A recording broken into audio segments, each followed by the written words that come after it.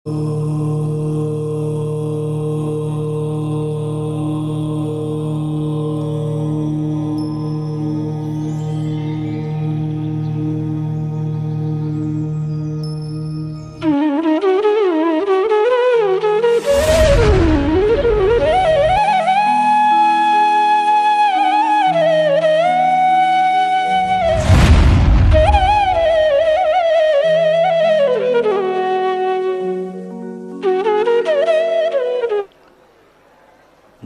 कुणदि वत्सल तमो तिन्ने साहुण मोकम गम्मी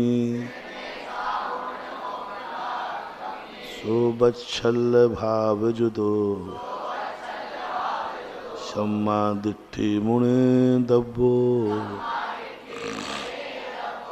जम कुणदि वत्सल तम, वत्सलत्व यानी वत्सलत्व वात्सलत्व, तिन्ने साहूण मुख में, तीन प्रकार के साधुओं से वात्सल रखा।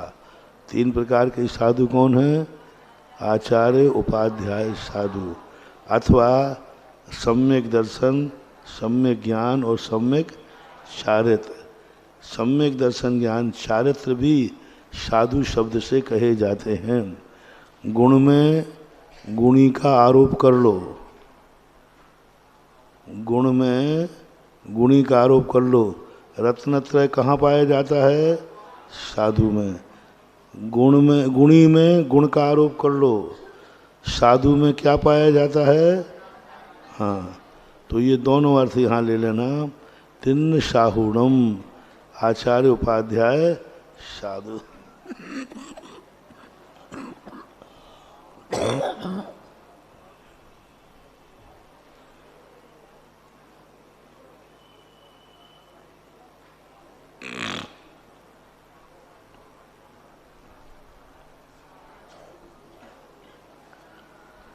कुछ शब्द हमारे यहाँ ऐसे हैं जो सब में, जैसे अब मंगल में कहा तो आचार्य उपाध्याय को मंगल नहीं कहा, किसको कहा? साहू मंगलम। तो आचार्य उपाध्याय छूट गए क्या? नहीं।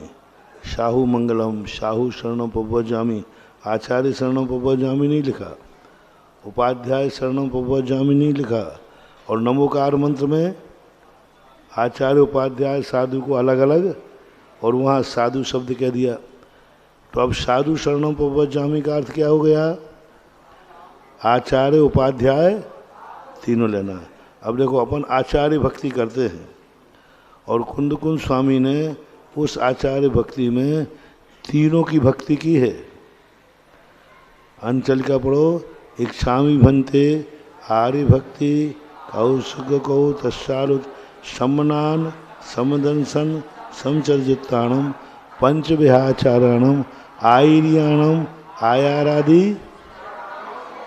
नानोपदेश्याणम उवज्जायाणम तिरयण गुण पालयाणम साहु। सब देखो क्या सी भक्ति।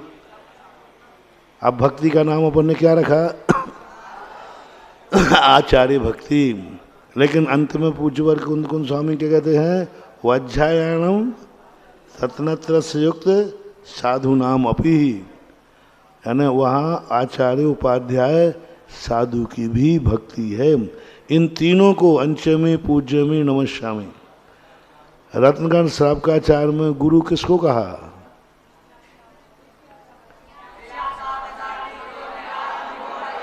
वो तो मालूम है। ये तो गुरु किसको कहा? आचार्य को, उपाध्याय को, साधु को। तीन में से किसको गुरु कहा?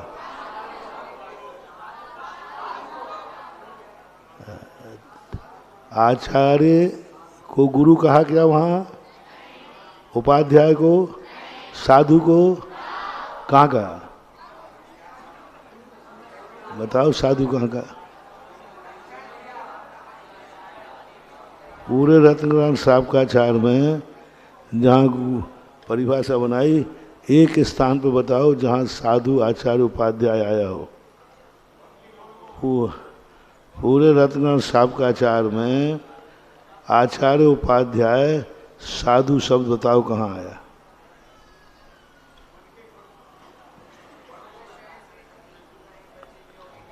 तुम तो सीधा रटा हुआ शब्द बताओ। अपने पास 3 शब्द हैं, आचार्य, उपाध्याय और ये तीनों शब्द रत्नाकर साहब का आचार में कहाँ है?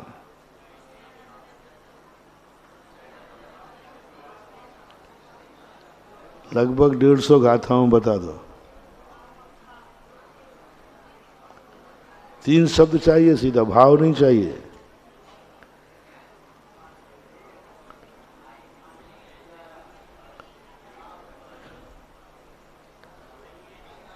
कहीं नहीं लिखा।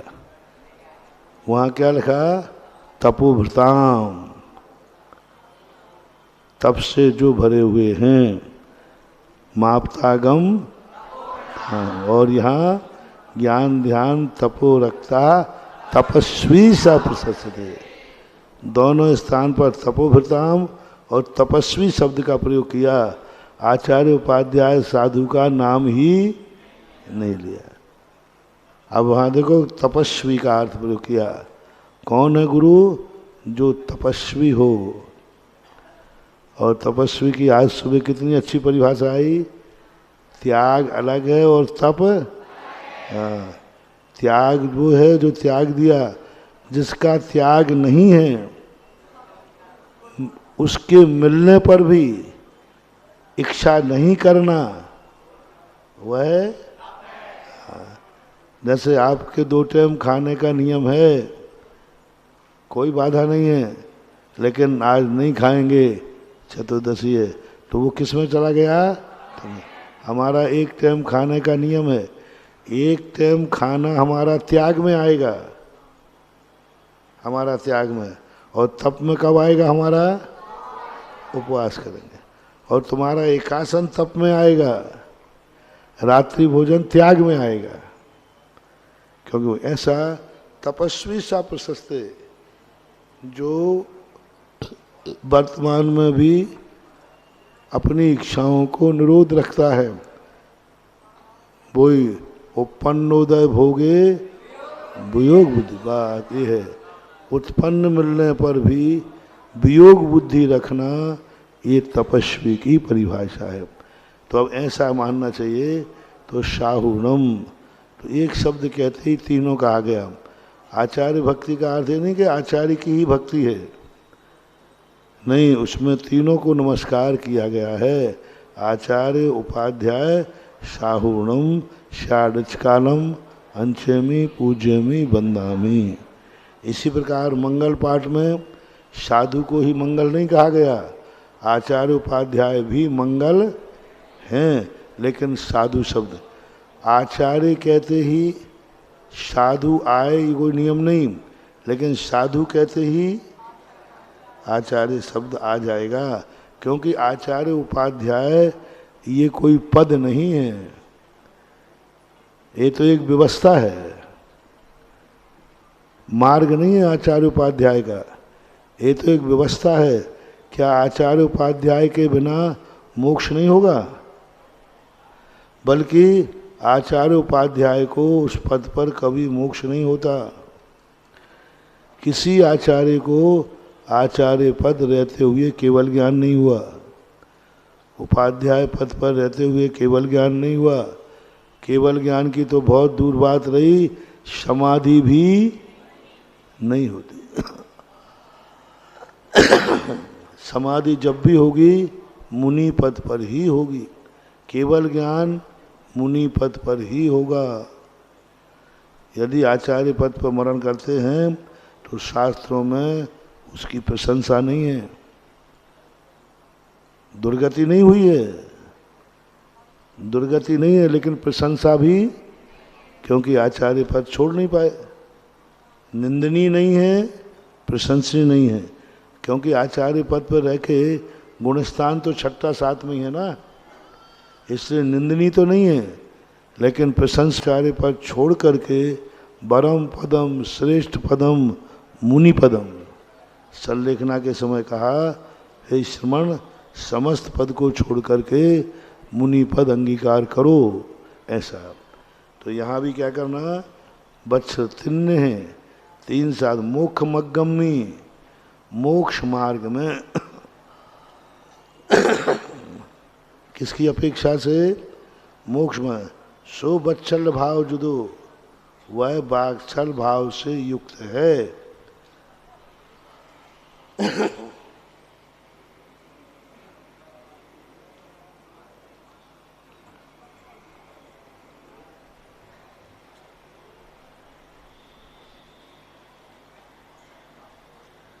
टीका में भी यही किया है, त्रियाणाम शुकीय सम्यक दर्शन ज्ञान चारित्राणाम। अपने स्वयं के सम्यक दर्शन ज्ञान चारित्र से ही प्रेम रखना, वात्सल रखना। हमें अपना सम्यक दर्शन प्यारा है, हम कुछ नहीं कर सकते। देखो तुम ये कर लो, नहीं भाई, मेरे अपने सम्यक दर्शन से बहुत राग है, मैं सम्यक दर्शन को नष्ट नहीं होने दूंगा, सम्यक ज्ञान को नहीं, सम्यक चारित्र को नहीं। यानी अपने को अपने रत्नत्रय से प्रेम करना है, रत्नत्रय से वात्सल भाव रखना है, रत्नत्रय को नष्ट नहीं होने देना, ये पहला है। दूसरा, तद आधारभूता नाम, मोक्ष मार्ग में जो स्थित हैं उन साधुओं के लिए।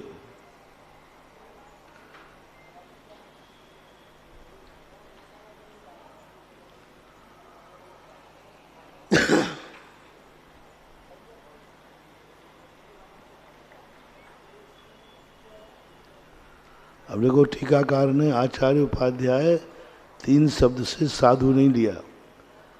सम्यक दर्शन ज्ञान चारित्र से युक्त जो मोक्ष मार्ग में स्थित हैं, तीन यानी 3 से जो स्थित हैं। टीकाकार में वैसे लेना चाहिए था, क्योंकि अकेला रत्नत्रय नहीं निकलेगा। मोक्ष मार्गम साधका नाम अथवा व्यवहार तर आधारभूत साधु नाम। तो 3 शब्द क्या है? 3 का तो उन्होंने क्या बना लिया? विशेषण। सम्यक दर्शन ज्ञान चारित्र से जो युक्त हैं, मोक्ष मार्ग में स्थित हैं, ऐसे साधु पर कैसा विशेषण बनाना? रत्नत्रय से युक्त मोक्ष मार्ग में स्थित साधुओं से वात्सल्य भाव रखता है, अच्छा भाव रखता है। सम्मा दिट्ठी मुने दब्बो, वह सम्यक दृष्टि है। विज्जार मारूढ़ो मनोरह रयेषु हणदिशो छेदा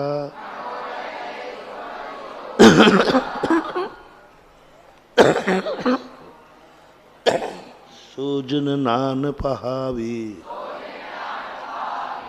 सम्मा दिट्ठि मुने दब्बो। विद्या रथ मारूढ़ो, विद्या ने ज्ञान रथ क्यों नहीं कह रहे? विद्या रथ पे, विद्या ने प्रज्ञा, प्रज्ञा प्रज्ञा रथ पर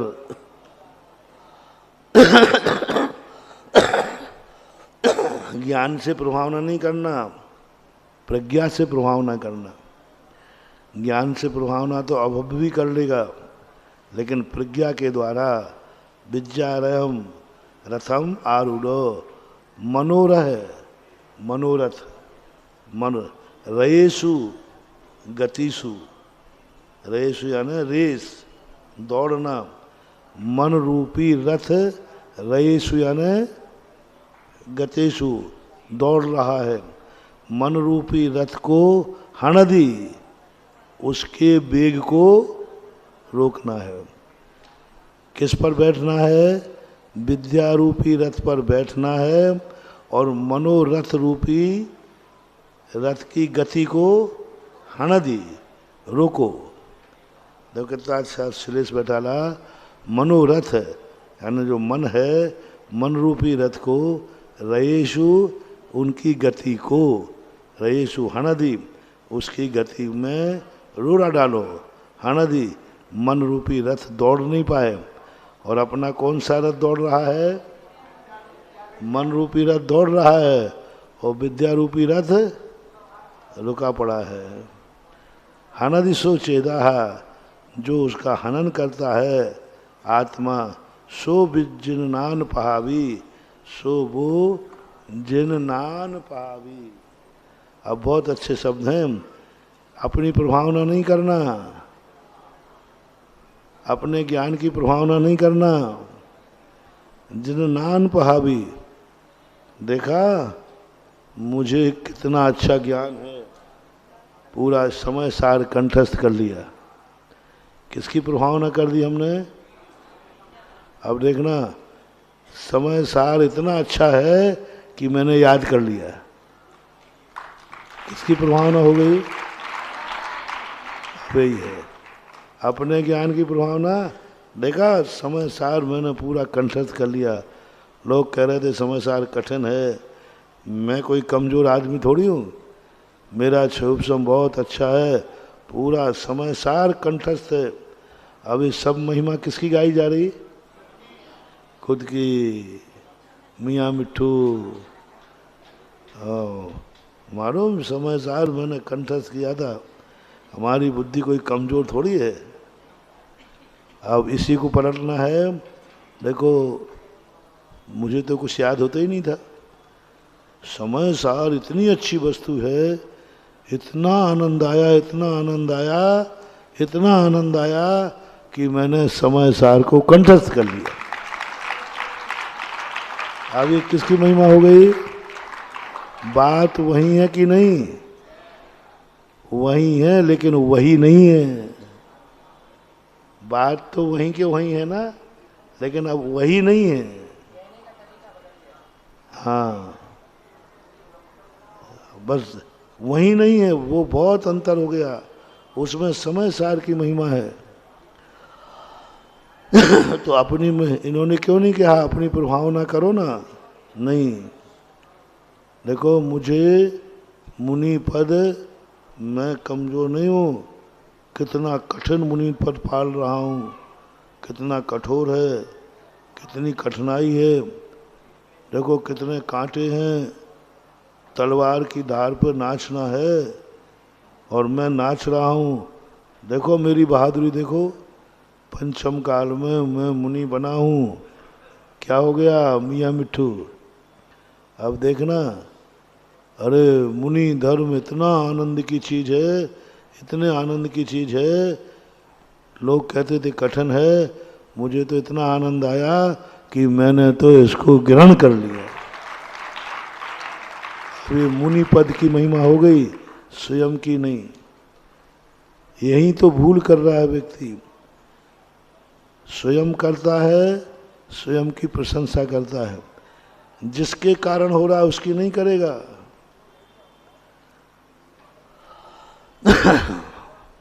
देखो मैंने 5 साल संस्थान में पढ़ा, शास्त्री की है, शास्त्री।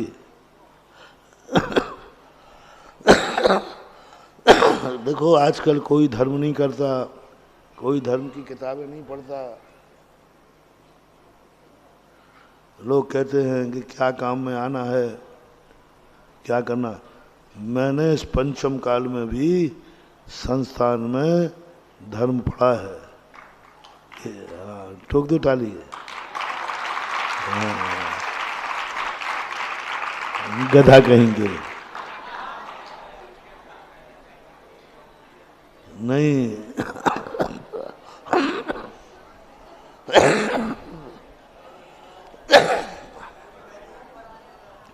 मैंने इतनी प्रभावना की है, इतनी प्रभावना की कि मैंने ऐसा प्रवचन किया कि लोगों ने महाराज जी लाखों रुपया बरसा दिए।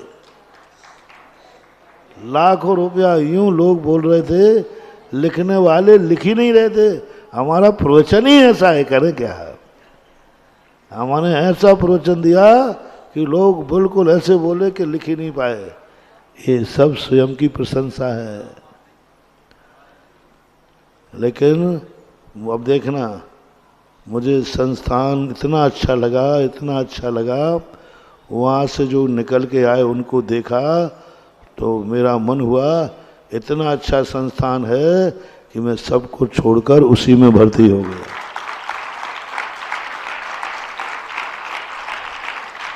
मैं तो बोल के ही नहीं जानता था। ओह, संस्थान में मुझे ऐसा सिखाया गया, ऐसा सिखाया गया कि ऐसा अच्छा सिखाया कि मैं जब भी बोलता हूँ तो लोग पैसों की बरसात लगा देते हैं। किसका उपकार है ये? संता। पर आता नहीं, आता नहीं। उपकारी को छोकरा बड़े होते ही बाप को भूल जाता है। बेटा, ओ पापा अब रहने दो, जो है सो है। फिर क्या कह देता है? देखो पिताजी ने आपको पाला, पाला होगा अपना कर्म, नहीं पालते तो दुनिया उनकी बुराई कर दी। तो उन्होंने अपनी लाज की लान काटा, मुझे क्या पाला है। बड़ा होने के बाद उपकारी याद बना रहे, बहुत कठिन होता है। जैसे व्यक्ति बड़ा हो जाता है सब उपकार को भूल जाता है, सब उपकार भूल जाता है। अरे भाई संस्थान में तो, अरे काहे को भरा है, सब कहवे की बातें हैं। संस्थान चलाना था तो ये सब किया है। संस्थान को चलाना था, काहे के लिए चलाना था भाई? हैं, कमाई करने के लिए नहीं। संस्थान चलाने के लिए कमेटी मेहनत नहीं कर रही है, हमारे जीवन का उद्धार करने के लिए मेहनत कर रही है। अब देखो उपकार आ गया ना, कमेटी चलाने के लिए उद्धार कर रही है। कमेटी चलाने के लिए कर रही है तो तुम बाथरूम गंदा करोगे, बल्ब फोड़ दोगे, पलंग फाड़ दोगे, किवाड़ों की दीवारों को कुछ ना कुछ करोगे, क्योंकि अपना थोड़ी है, संस्थान का है। अब नियम से आपको कुछ ना कुछ गड़बड़ करने का भाव आएगा, क्योंकि ये संस्थान है। पलंग टूट गया, अपना क्या जाता बाप का, कमेटी सुधारेगी। बल्ब फूट गया तो फूट गया, नहीं। अरे ये पलंग उपकारी है, इसी पर तो मैं सोता था। ये बल्ब उपकारी है, इसी के उजाले में तो मैं जाता था। ये टॉयलेट बाथरूम उपकारी है, इसी से तो हम फ्रेश होता था। ये नल बहुत उपकारी है, इसी से तो मैं नहाता था। अब ये भाव आते ही हमें उसको तोड़ने का भाव नहीं आएगा। और जो उपकारी को भूल जाता है, कर्म उसकी ऐसी दशा करता है, कल आगे जा कर के उसको वो चीज़ नहीं मिलेगी, नहीं मिलेगी। आपने बल्ब फोड़ दिया, क्या फोड़ दिया? कमेटी का है, अपने आप लगाएगी, अपना क्या जा रहा है? नहीं, तुमने बहुत बड़ा कर्म बांध लिया। तुम ऐसे उस समय यदि आयु बंद हो जाए तो ऐसी योनि में पैदा होगे जहाँ बल लाइट ही नहीं होगी, मिलेगी ही नहीं लाइट, क्योंकि तुमने लाइट फोड़ी थी। ऐसे स्थान पर फिर होगा जहाँ पर तुम्हें रहने का मकान ही नहीं मिलेगा, सोने का बिस्तर ही नहीं मिलेगा, क्योंकि गंदा तो होगा कि नहीं कमरा, लेकिन इसलिए गंदा करना कमेटी अपने आप साफ करेगी। पलंग पर सोओगे तो बेडशीट गंदी होगी कि नहीं होगी, इसलिए करना। अरे अपने बाप का क्या जा रहा है, कमेटी धुलवाती रहेगी। तो उस पर थोड़ा सा नीचे गिर गया था, गंदा हो रहा था, होने दो गंदा, पैर और पोंछ लो, पैर से और बोलो, कमेटी धोएगी। ये भाव कभी मत करना, बहुत अशुभ कर्म के बंद होते हैं। वही तुम्हें बेडशीट बिठाने को दी गई, उसी को तुमने गंदा कर दिया। ये मान के कमेटी अपने आप धोती। अब इस समय तुम्हें ऐसा कर्मबंध हो गया कि तुम्हें सोने के लिए गद्दा तक नसीब नहीं होगा। फुटपाथ पर सो, गद्दा नहीं मिलेगा, क्योंकि तुमने एक बार गद्दे का अनादर ये मान के किया था कि ये कमेटी का है। हाँ, कभी भूल कर नहीं करना, बल्कि उपकार मानना नहीं, कमेटी हमारे लिए तो कर रही है। कोई हमसे कमाई थोड़ी कर रही, पैसा थोड़ी ले रहे, हमारे लिए तो किया है, हमारे लिए तो किया जा रहा है।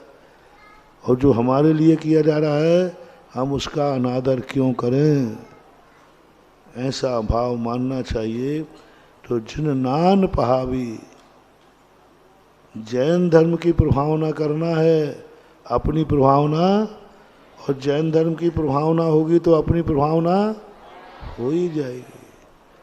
अपनी प्रभावना होने से जैन धर्म की प्रभावना नहीं होगी, लेकिन जैन धर्म की प्रभावना होने से अपनी प्रभावना होगी। संस्थान की प्रभावना होगी तो आपकी तो नाम से होती। आजकल हो गया,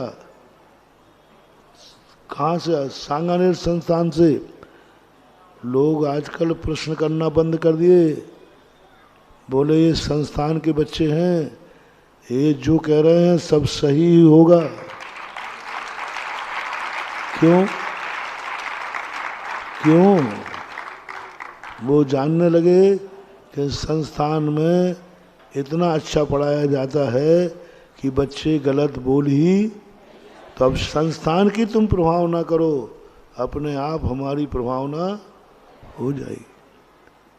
हम अपनी प्रभावना करेंगे तो सब गड़बड़ हो जाता है। उपकारी शब्द को देखो, उपकारी शब्द की प्रभावना जितनी हो, कुछ भी नहीं किया है। हमारे एक सभ्यता है कि बेटा अच्छे नंबरों से पास हुआ, और उन्होंने कहा बेटा तुम अच्छे नंबर कैसे पास हुए? बोले सब गुरुजी की कृपा है, सब माता पापा की कृपा है। अब पेपर वाले जो न्यूज़पेपर वाले थे वो वहाँ पहुँच गए। बोले साहब आपने बेटे को ऐसी क्या घुट्टी पिलाई, क्या दिया कि बेटा आज मेरिट लिस्ट में आ गया? बेटा तो कह रहा है सब पापा की कृपा है। पापा कहते मुझे तो यही मालूम नहीं वो कौन सी क्लास में पढ़ रहा है, मुझे तो उसकी किताब का नाम भी। बोलो कैसा रहा? और बेटे ने क्या कहा? और गुरुजी के पास और आ गए पेपर वाले। गुरुजी आपने ऐसा क्या बेटे को आशीर्वाद दिया कि वो कह रहा मैं मेरिट लिस्ट में आ, सब गुरुजी कृपा। गुरुजी के मैं तो जानता तक भी नहीं हूँ, मैं तो पहचानता भी नहीं हूँ। बोलो सही क्या है? अब पुण्य बंद कर लिया उसने, अब वो भवांतरों में कभी अनाथ नहीं होगा। पिताजी ने कुछ भी नहीं किया, मालूम ही नहीं कि पिताजी को कौन सी क्लास में पढ़ा, कब पेपर है, फिर भी जब पेपर वाले ने पूछा सब पिताजी की कृपा है। अब इतना कहने मात्र से उसने क्या बांध लिया? ऐसा पुण्य बांध लिया, अब वो अनाथ नहीं होगा कभी,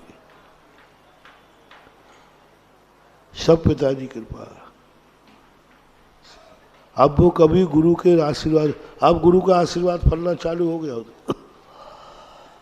गुरु को मालूम नहीं है कि मैंने आशीर्वाद दिया कि नहीं। वो जंगल में रह के नमोस्तु करेगा, उसको आशीर्वाद फल जाएगा, क्योंकि उसको गुरु को कोई पता ही नहीं है, फिर भी कहे जा रहा है सब गुरु की कृपा है, सब भगवान की कृपा है।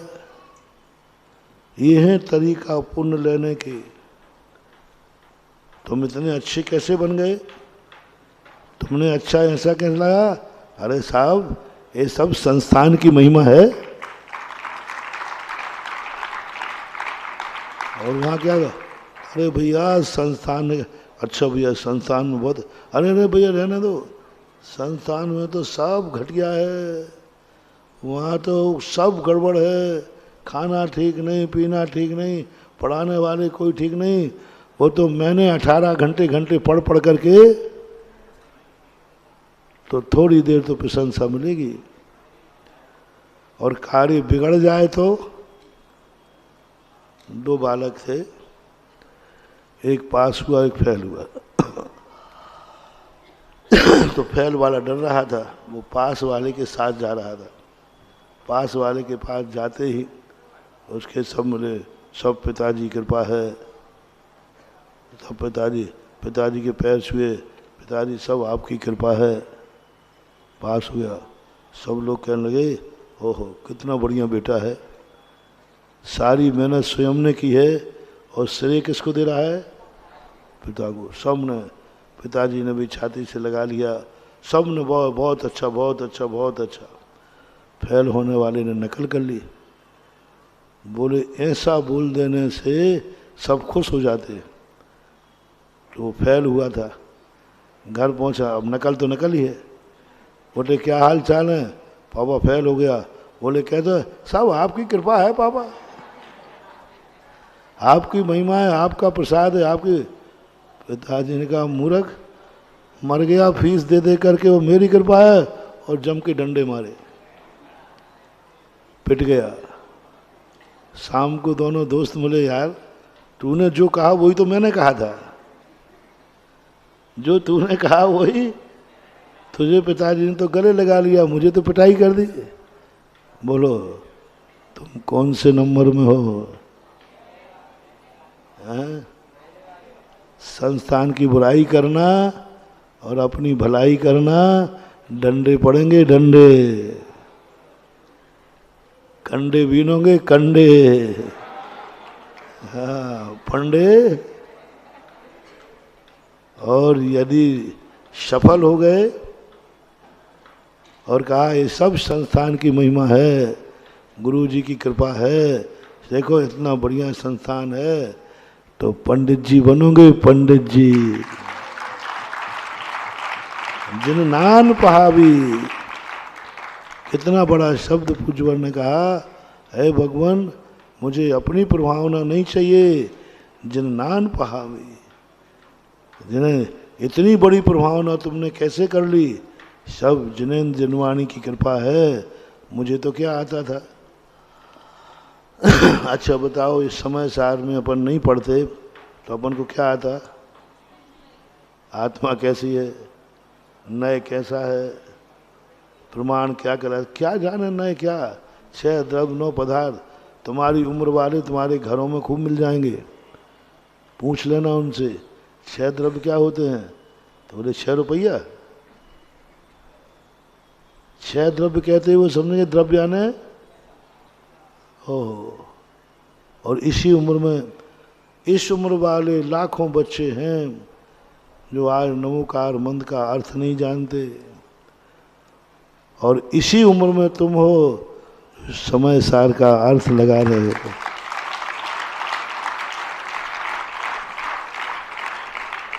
यदि उम्र की योग्यता होती तो सारी दुनिया जान लेती। खबर ही नहीं है, 24 भगवानों के नाम ही पता नहीं है, 5 परमेष्ठियों का स्वरूप पता नहीं है। आज जिनवाणी माँ की कृपा, जिनेन्द्र भगवान की वाणी की महिमा है कि आज अपन को इतना बड़ा ज्ञान मिल गया। और जिनेन्द्र भगवान की वाणी नहीं होती तो क्या होता? कुछ सो जिन नान पावी। जिनेन्द्र भगवान के ज्ञान की प्रभावना करो, अपने ऊपर जिनके उपकार हैं कभी भी ध्यान रखा करो कि यदि यह नहीं होता तो क्या होता, संस्थान नहीं होता तो क्या होता। वही होता जो मंजूरे खुदा होता।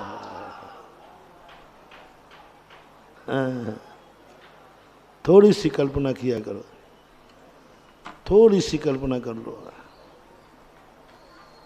आज यदि आचार्य श्री नहीं होते तो क्या होता? कल्पना करो, थोड़ी सी कल्पना करो। आज सारे भारत में जो मुनियों के धर्म का परचम लहरा रहा है, कुछ नहीं होता। थोड़े से उपकार को याद करो, सब अहंकार चूर हो जाता है। बस इतना याद कर लो, यह नहीं होता तो क्या होता। तुम बच्चियों लोगों बोलो, बालिका छात्रावास ज़्यादा दिन नहीं हुए, उसके पहले भी तो बच्चियां थी संसार में कि नहीं थी। बालिका छात्रावास नहीं होता तो तुम्हारा क्या होता? संसार में जी रहे होते बस। संसार की जो गतिविधियां हैं पढ़ रहे होते किसी मेडिकल में कहीं भी, कुछ भी नहीं। आज देखो वही सब कुछ है। एक थोड़ा सा उपकार, थोड़ा सा, कमियां हजार कमियां हों, एक उपकार हो तो हजार कमियों को भूल जाना चाहिए। तुम लोगों को कमी दिखती है, ये तो कमी है वहाँ, ये तो कमी है वहाँ, ये तो कमी है। अरे भाई कमी तो है, लेकिन जो है उसका तो कोसना नहीं। हम सदा कहा करते हैं पॉजिटिव थिंकिंग क्या है। दिवाली के दिन सुनो कान खोल करके, आप लोग सबसे ज़्यादा गड़बड़ यहीं करते हैं। ये कोई जीवन है क्या? ये कोई जिंदगी है क्या? ये कोई कपड़े हैं क्या? ये कोई कमरा है क्या? ये कोई भोजन है क्या? बस जिंदगी का सबसे बड़ा अभिशाप है। संसार में, दुनिया में किसी का भी अभिशाप हो, उसको नष्ट किया जा सकता है। किसी की भी नज़र लगी हो, बद्दुआ लगी हो, 2 मिनट में नष्ट हो जाएगी। लेकिन स्वयं की बद्दुआ, स्वयं की नज़र उतरती नहीं है। स्वयं की नज़र कभी उतरती नहीं है। और स्वयं की बद्दुआ क्या है? जो चीज़ तुम्हारे सामने उसको कोसना। कोसना जानते? कोई भी चीज कोस, कुछ भी है। टूटा चश्मा है, ये कोई चश्मा है क्या? साइकिल है, ये कोई साइकिल है क्या? हर चीज में कोसना। जाओ, जो आज है 6 महीने के अंदर वो भी गायब हो जाएगा। 6 महीने के अंदर गायब हो जाएगा। सूखी रोटी थी बाजरे की दिवाली के दिन, और तुमने इतना कर दिया। ये कोई भोजन है क्या? दिवाली के दिन ये कोई भोजन है क्या? ये भाव आ गया, अगली दिवाली पर सूखी रोटी भी नहीं होगी, गारंटी है। सूखी रोटी भी तुम्हारे हाथ में नहीं होगी, गारंटी है। करके देख लो। वहां नहीं बैठना भाई, ओ माता, वहां नहीं बैठना। उस तरफ बैठना ही नहीं है, पीछे जाके बैठिए। आप पीछे जाइए दादाजी, पीछे चलिए। क्या बोल रहा था? सूखी रोटी भी नसीब नहीं होगी, अगली दिवाली बिल्कुल रूखी जाएगी। अब लो, 1 मिनट, छोटा सा, ज़्यादा रूप नहीं करूँगा। सूखी रोटी दिवाली को हो, एक शब्द कहना है, थैंक्स प्रभु, तेरा बहुत आभार। दुनिया में ऐसे लोग भी हैं जिनको इस समय सूखी रोटी भी, प्रभु मेरे लिए सूखे के लायक सही कुछ मेरी किस्मत में है तो सही। अभी लोग दिवाली पर ऐसे हैं जो भूखे सो रहे हैं, मेरे पास सूखी रोटी तो है, प्रभु तेरा बहुत बहुत आभार। सूखी रोटी तो है, और उसको आभार और प्रसाद मान के खा जाओ। अगली दिवाली पर तुम्हारे हाथ में पूड़ी के साथ मिठाई होगी, गारंटी है। थैंक्स, धन्यवाद, मैं तेरा आभारी। कम से कम है तो सही, है तो सही। झोपड़ी है तो सही। जो कुछ भी है बस उसको थैंक्स कहो। नहीं की अपेक्षा, है तो सही। और ये थैंक्स कहना हमने सीख लिया। बस मंत्र लेकर चलो सभी लोग, इसको तुम अपनी जिंदगी का मंत्र मानो। जो तुम्हारे पास है उसको थैंक्स, आभार।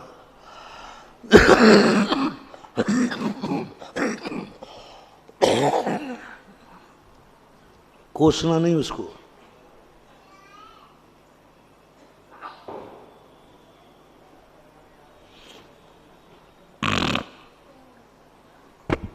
और यदि तुम्हारे मुंह से आभार निकल गया जाओ, अब कोई दुनिया की ताकत नहीं। वही रोटी तुम्हारे लिए इतनी दुआएं दे के जाएगी। और वो कहे देखो मैं सूखी हूँ, बाजरे का हूँ, फिर भी इसने थैंक्स कह दिया। अब वो रोटी ऐसी दुआ दे के जाएगी कि अगली दिवाली पर क्या होगा वो तुम सब देख रहे।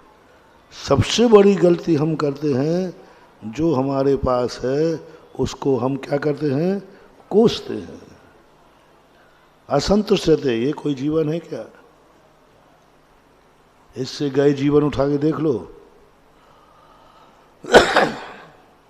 तुम्हारा जीवन है जैसा भी है जिसका, इससे गए बीते जीवन भी हैं दुनिया में कि नहीं? इतने गए बीते कि देख के तुम्हें भी रोना आ जाए। उनसे तो तुम अच्छे हो कि नहीं?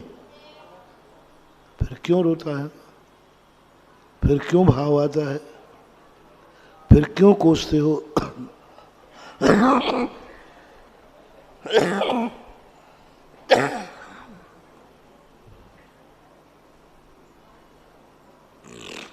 आज की इस गाथा से जिन्नान पहावी, हमेशा हमारे जीवन में जिसका उपकार हुआ है उसे कोसना नहीं है, उसे धन्यवाद देना है। एक टाइम की रोटी मिली तो भी धन्यवाद, मिली तो सही, नहीं मिलने की अपेक्षा मिली तो सही।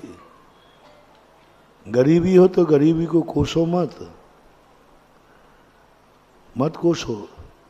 तुमसे ज़्यादा गरीब लोग भी हैं, और एक नहीं हजारों लाखों हैं तुमसे नीचे। पीछे देखो कितनी भीड़ लगी है। अपन आगे देख रहे हैं तो हीन भावना आ रहा है, पीछे देखो हमसे भी कई पुण्यहीन जीव दुनिया में हैं।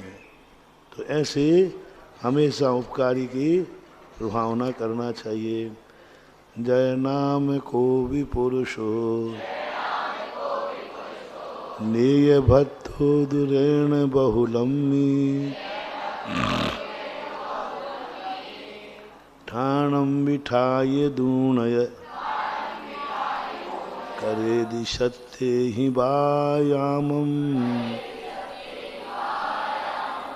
जह नाम को भी पुरुषो, कोई नामधारी पुरुष, ने भक्त हो, स्नेह से रत है, भक्त है। स्नेह से क्या कर लिया है? स्नेह भाव को, यानी स्नेह को भोग रहा है, स्नेह से लिप्त है। दुरैण बहुलंबी, और कहाँ खेल रहा है?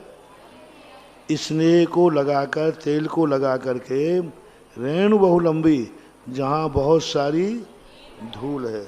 अब यहाँ एक अर्थ और निकाल लेना, यदि तेल ही लगा लिया है तो धूल में मत जाओ, धूल में जाओ तो तेल मत लगाओ, दो में से एक करो।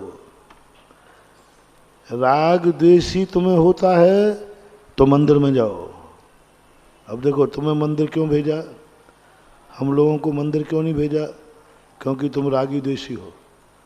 तो तुम्हें राग नहीं, मुझे तो देखकर राग द्वेष होता है। तुमने कहा ठीक है, मंदिर में चला जा, गुरु के पास चला जा, तीर्थ क्षेत्र में चला जा, माला फेरने बैठ जा, भक्तांबर पढ़ने बैठ जा। तो तेल लगा भी है, ये स्थान धूली के स्थान नहीं है। एक एक चीज को लॉजिक समझना। रेण बहुलंबी, तेल लगा के कहाँ चला गया वो? अब राग द्वेष तो उसको होता ही है, और राग द्वेष करके कहाँ चला गया? दुश्मनों के बीच में, रागियों के बीच में। तो वो तो होना ही है। इसलिए गृहस्थ को कहा तुम तेल लगाओगे तुम्हें राग द्वेष होंगे, इसलिए तुम वहाँ जाओ जिनको देखकर राग द्वेष नहीं होता है। रेण बहुलंबी, ठाणम्य है, ठाणम्य यानी स्थान में, ठाई ढूंढ स्थित होकर, या करे दी सत्य ही व्यायामम, जो करता है सस्ते ही व्यायाम, शस्त्र से लाठी घुमा रहा है, मुगदर घुमा रहा है, ये सब क्या है? व्यायाम हरकत, शस्त्रों के द्वारा हरकत कर रहा है तेल लगाकर। कहाँ पर? अखाड़े में। अखाड़े में क्या रहता है? मिट्टी रहती है, धूल रहती है, वहाँ जाकर कर रहा है। छिंददि भिंदंदियतः ताली तद कदली वंश पिंडियो सच्चित्ता चित्ताणम करेदि दब्बाणमुपघातम। ये ग्रंथ जो है तमिल में लिखा गया। जब ग्रंथ लिखने वाले आचार्य जब समय साल लिख रहे थे तब वो दक्षिण भारत में थे। हालांकि जन्म भी इनका दक्षिण का ही है, तमिल में। क्योंकि क्या लिखा है यहाँ?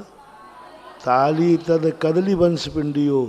ये सब चीज़ें दक्षिण में होती हैं। कदली यानी केड़े के बहुलता वहाँ बहुत ज़्यादा है। ताली ताड़, बड़े बड़े ताड़ होते हैं, वैसे मटके लगा देते हैं वो उसमें। ताली तल कदली वंश पिंडियो, ये तीनों चीज़ें दक्षिण भारत की हैं विशेष रूप से। वहाँ इनकी इतनी बहुलता है बहुत ज़्यादा। और उनको काट पीट रहा है, ताल को काट रहा है, कदली केले को काट रहा है, बांस को काट रहा है। पिंडियो सच्चित्ता चित्ताणम करेदी, सचित और अचित्तम उपघातम करेदी। सचित को काट रहा है, अचित को काट रहा है। दब्बाणम उपघातम घातम, द्रव्य को उपघात करता है। शस्त्र को चला रहा है, सत्य से काट पीट भी रहा है। तो क्या होगा इसमें? उपघातम कुबंतस तस्य नाना विहेय करणे हिम निश्चय दो चिंतित जहु किम पच्चय गोदुरय बंधो। कितनी अच्छी बात पूज्यवर ने कही। उपघातम कुबंतस, ऐसा उपघात करने वाले के, तस्य नाना विहेय करने ही, नाना प्रकार के साधनों के द्वारा। निश्चय दो चिंतय दो, नाना प्रकार के साधनों के द्वारा। नाना प्रकार के साधन क्या हैं? इंद्रिय और मन। अब यहाँ किस पे घटाना है? बंध पे। तो नाना प्रकार के साधन क्या है वहाँ? नाना प्रकार के साधन, केले को काट रहा है, इनको काट रहा है।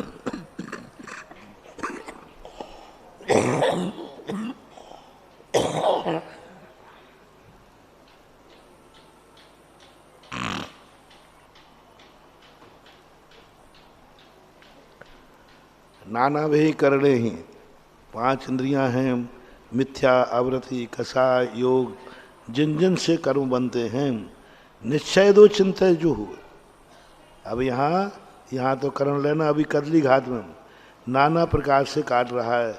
कोई किसी के लिए काट रहा है, कोई किसी प्रकार काट रहा है, कोई कुल्हाड़ी से काट रहा है, कोई हाथ से तोड़ रहा है। इस प्रकार से निश्चय दो चिंतजो, वस्तुतः तुम सोचो। चिंतो यानी आचार्य महाराज कहते हैं वस्तुतः तुम सोचो, वो राय बंद क्यों हुआ? क्या धूल हमसे चिपकी है? क्या धूल की गलती है कि पच्चय गोदू? प्रत्यय क्या था? इसने प्रत्यय यानी धूल को चिपकने का साधन क्या था? तेल आदि। तो गलती किसकी है? धूल की के तेल लगाने वाले की? तेल। तो जो स्निग्धता आई यानी राग द्वेष अपन को आया है वो वस्तुतः रय बंधो। कितनी अच्छी बात। निश्चय दो वस्तुतः, या निश्चय नय नहीं लेना। निश्चय दो यानी वस्तुतः सही सोचो। किम पच्चय गोदुरय बंधो, किससे बराय का बंध हुआ? प्रत्यय। प्रत्यय यानी जो साधन है, साधन है ने भाव लेना भी स्निग्ध लेना।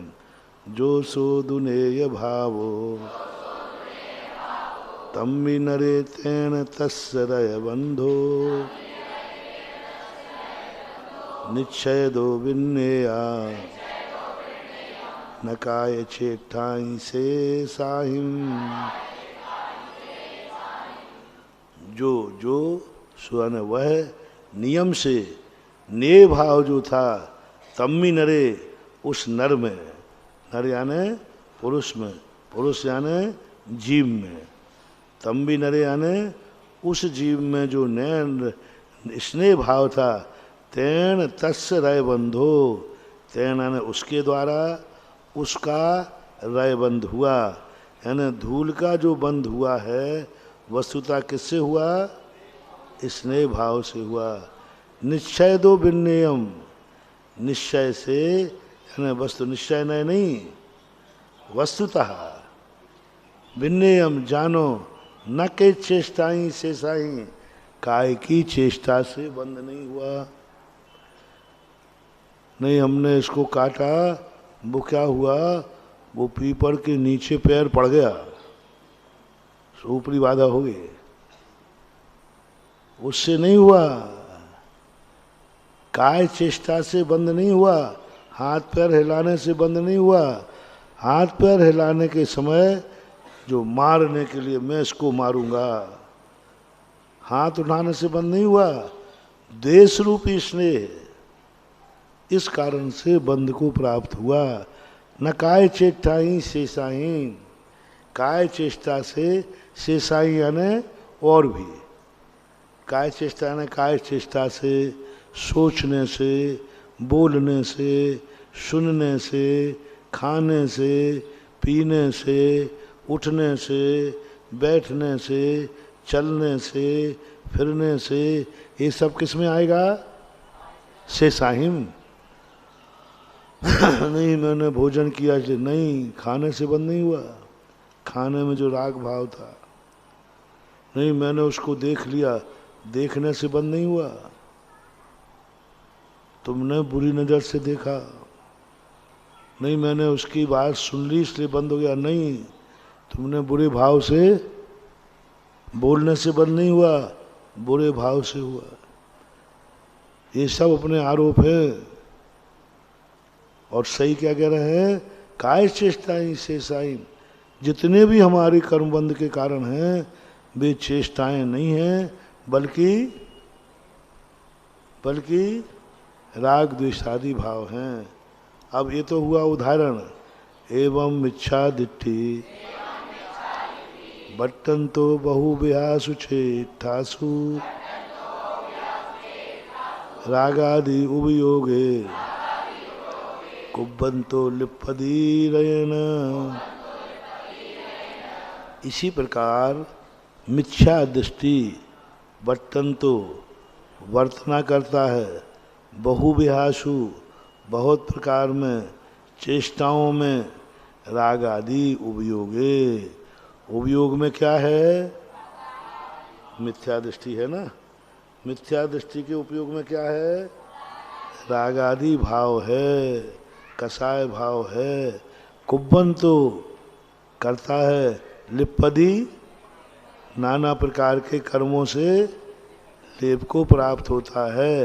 रयन यानी धूली, धूली अपने यहाँ क्या है? कर्म, कर्म रूपी धूपी से लेप को प्राप्त होता है मिथ्या दृष्टि रय के द्वारा। सभी श्लोक सरल हैं कि नहीं? जय पूर्ण सोचे विनरो ने ये सब्बम अभिनये संते ऋण बहुलम बिठाने करेदि सत्य ही वायामम।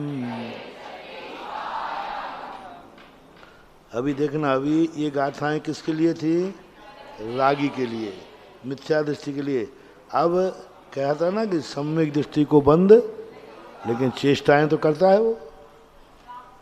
सम्यक दृष्टि चेष्टा करेगा कि नहीं? करता है, सब चेष्टाएं करता है। कितनी अच्छी बात कही। जय पूर्ण पुण्यान है उसी प्रकार बंद के लिए। सोचेव नरो, वही नर, दूसरा पुरुष नहीं। नहीं, सम्यक दृष्टि स्पेशल अलग पुरुष हैं, मिथ्या दृष्टि अलग है, नहीं, वही मिथ्या दृष्टि। वही मिथ्या दृष्टि जब क्या करता है, नेहे सब्बम्मि अभिनीय संते, समस्त प्रकार के स्नेह भाव को अभिनय अभिनीय अवनीते क्या कर देता है, अलग कर लेता है। अवनीते यानी धो लेता है, नहा लेता है। अब मैं राग आदि भाव नहीं करूँगा। बहुत अच्छा उदाहरण है। वही सब तेल को साफ करके नहा करके अवनीते अवनीते है यानी अलग कर देता है, संते है होने पर रहन बहुलम बिठाने। अब वो भी कहाँ जाके खड़ा हो गया, वही स्थान के दूसरा,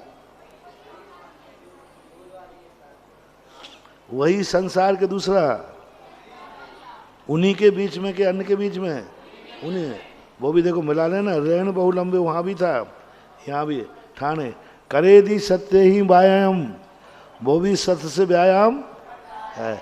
छिंदि भिंदन दिए तहा ताली तद कदली वंश पिंडियो सच्चित्ता चित्ताणम अरे दी दब्बाणम उपघातम। देखो गाथा पूरी ज्यों की तो है, कोई भी अंतर, एक शब्द का भी अंतर नहीं इस गाथा में। छिंदि भिंदि तहा ताली तद कदवंश सच्चित्ता चित्ताणम अरे दी। लेकिन अंतर कितना है। हाँ, अब अपन कहेंगे ये तो पुनरावृत्ति है, डबल गाथा ज्यों की तो लिख दी। वहाँ देखो एक ही शब्द, एक ही कथा, अपन कहते यही कथा तो है, लेकिन उस समय कथा अलग थी। ऐसा वो कथा मिथ्या दृष्टि के लिए थी और ये कथा संबंध के लिए। वो भी वही सब काटता पीटता है। उपघात हमको बंतस तस्य नाना बेय करणे ही निश्चय दो चिंत जहू किम पच्चय गो नर बंधो। उपघात करता है नाना प्रकार के करणों के द्वारा, साधनों के द्वारा, पक्ष में नाना प्रकार की इंद्रियों, सभी इंद्रियों का व्यापार कर रहा है, देख भी रहा है, सुन भी रहा है, बोल भी रहा है, सब कर रहा है। निश्चय दो, वस्तुतः चिंतन करो, किम पच्चय गो नरय बंधो। प्रत्यय के अभाव में उसको रय का बंध नहीं है। पच्चग है, वहाँ भी पच्चग था, यहाँ भी पच्चग है। उसके पास प्रत्यय था इसलिए बंध हो रहा था, और यहाँ प्रत्यय नहीं है। न रहे बंधो, प्रत्यय का अभाव होने से मैं का बंध हो गया। अवनीय शब्द से लगाना, यहाँ पहली गाथा में जो अवनीय शब्द आया था ना, प्रत्यय के साथ लगा लेना। यहाँ अभिनय अभिनीय पच्चगो यानी प्रत्यय से रहित है। ये भाषा में आता है कि आदि दीपक कहलाता है।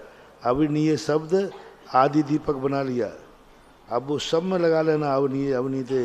प्रत्यय को अवनीत करने पर रय बंधो ना, रय का बंध नहीं होता।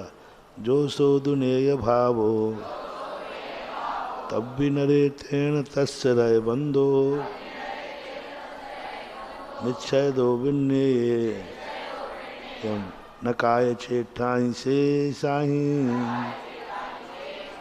अर्थ हुआ जो सो दुने भत्तो। अब देखना गाथा वही की वही है।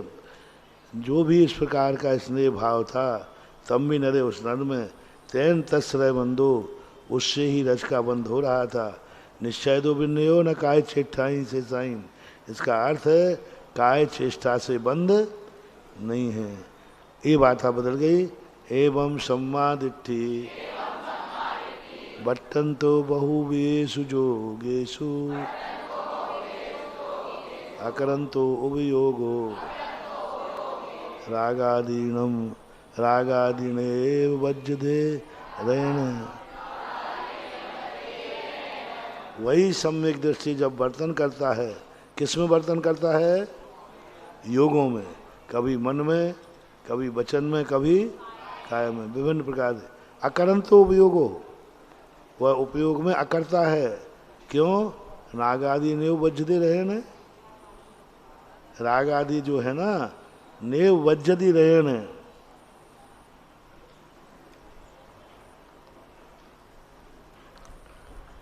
राग आदि नेव आया कि राग आदि एव ना, उधर जाएगा। रागादीन एव वज्जति रायण, रागादि ही बंद के रयण।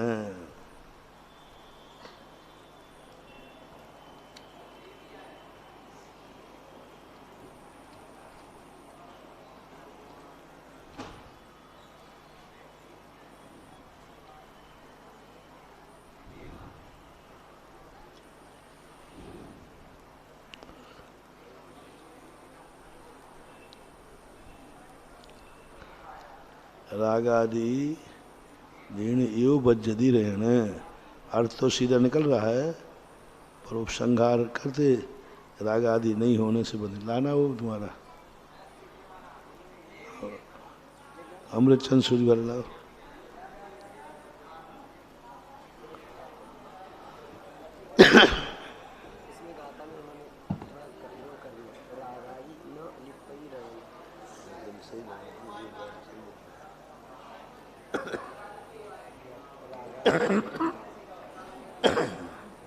यहाँ ना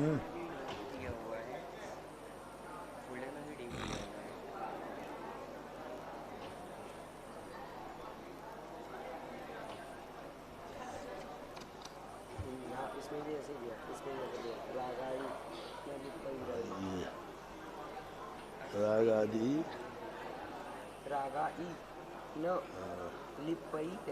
ये इधर नीव बज्जदी न लिपई नहीं ही।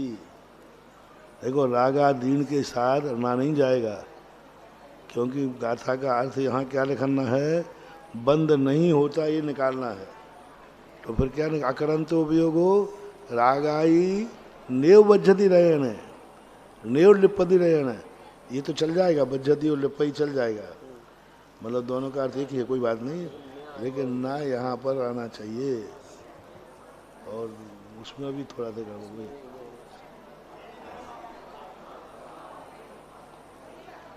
नहीं, राग आदि नेव शब्द ही लेना। नेव शब्द से क्या लगा है, नियम से नहीं ही बनता है रज से। राग आदि रागाई अकरंतो उपयोगो रागाई, उसका उपयोग राग आदि का अकरता है। ऐसा लगा जो स्वल्प राम लगा दिया ना, ये सही है। अकरंतो उपयोगो रागाई, ये जो हलंत लगाया ना ये गलत लगा दिया।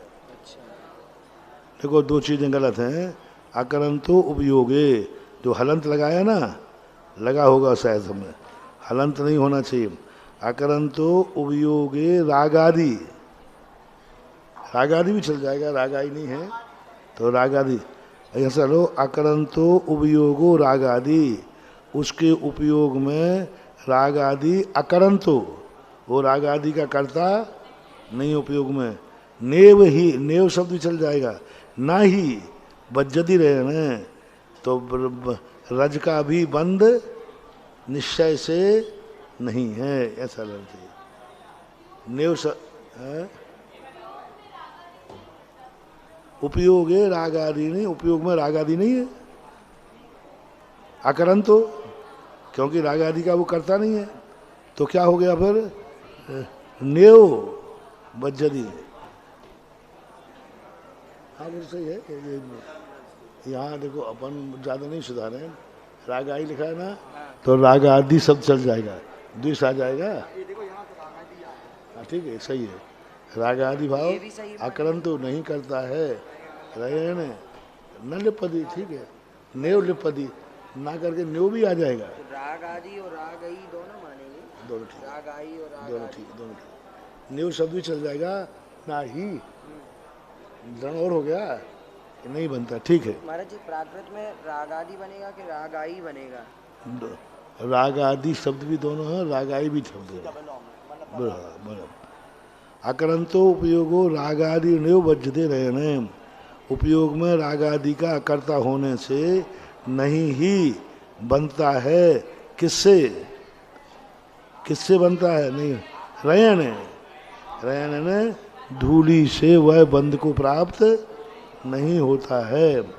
इस प्रकार के ये दोनों गाथाएं एक दूसरे के पूरक थी, पर दोनों गाथाएं बहुत अच्छी हैं। यानी हमने कल कहा था ना, राग आदि कहाँ है भोजन करने में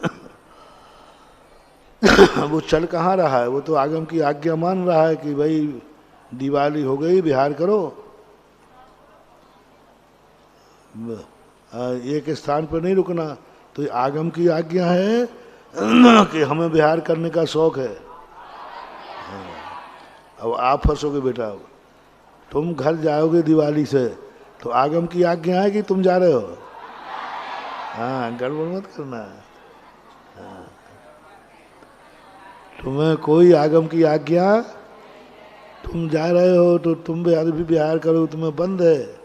हमें तो आगम की आज्ञा है इसलिए विहार करता हूँ। इसलिए सम्यक दृष्टि प्रत्येक इंद्रियों के विषयों में मोक्ष मार्ग को स्थापित कर देता है, तो वह राग आदि का कर्ता नहीं है। तो ये कला सीखो अपन, कोई भी चीज है उसमें धर्म बुद्धि लगाओ कि इसमें धर्म क्या है, इसमें धर्म कहाँ है। इतना सा लगा देने से बहुत बड़ा काम बन जाएगा, बहुत बड़ी स्थिति बन जाएगी।